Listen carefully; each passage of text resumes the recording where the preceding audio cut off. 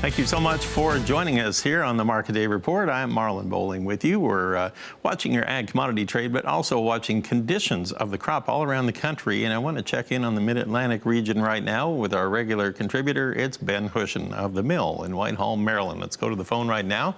And Ben, thank you for joining us here today. What are farmers up to here these days, and what's the weather like today? Good morning, Marlin. Weather is absolutely fantastic. We had gone about 8 days after all the wet weather I talked about every Tuesday morning. We had gone through a spell where we didn't have enough rain. We got a ½ inch in Whitehall area, down in Talbot County, Maryland, an inch, and some folks even on up higher than that. So it was very timely rain, great relief. Just like Tim Ross said, we had humidity has dropped, and it's in the mid-70s today, and folks will be jumping back into barley harvest and some of the other, maybe get some hay cut again because they're calling for another stretch of sunshine. All right. I understand you had sent some photos in that you had taken here recently. What are they of? Can you explain? Yes, Marlin. Went to Penn State Field Day a week, 10 days ago. Dr. Collins had us talking. In the Northeast, pretty much a given. People treat their wheat, and they're starting to treat their barley to prevent head scab.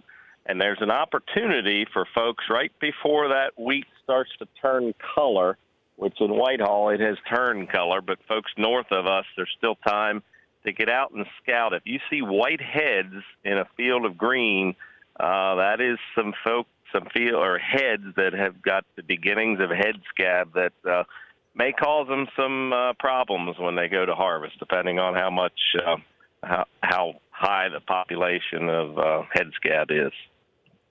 Now, I understand the producers out there are, well, I guess side dressing some nitrogen at this point. I think you had some video you took of that.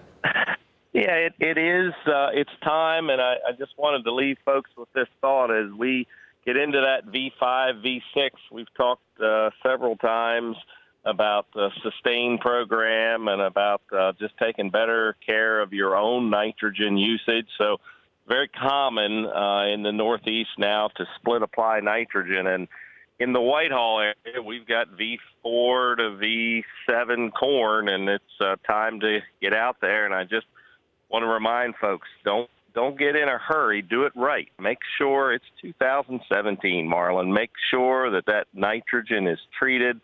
There's all kinds of products out on the market today to slow that release up or prevent that from volatilizing in the heat that I'm sure Tim Ross will send back our way shortly. Well, I'm sure he'll probably have that in his quiver of information here before too long. In the meantime, I'm sure everybody wants to keep a heads up as far as their agronomic conditions out there with the crop, and you and your crew can stay on top of that. Just any diseases or anything as I let you go here as far as what farmers need to be watching out for right now? It is time to be looking. Corn, some of the corn that's been under stress is showing some disease. There's a fair amount of preventative fungicide work that's done. We don't necessarily say just do a preventative application. You got to look at varieties you've planted, talk to your seed dealer and see which varieties might be susceptible.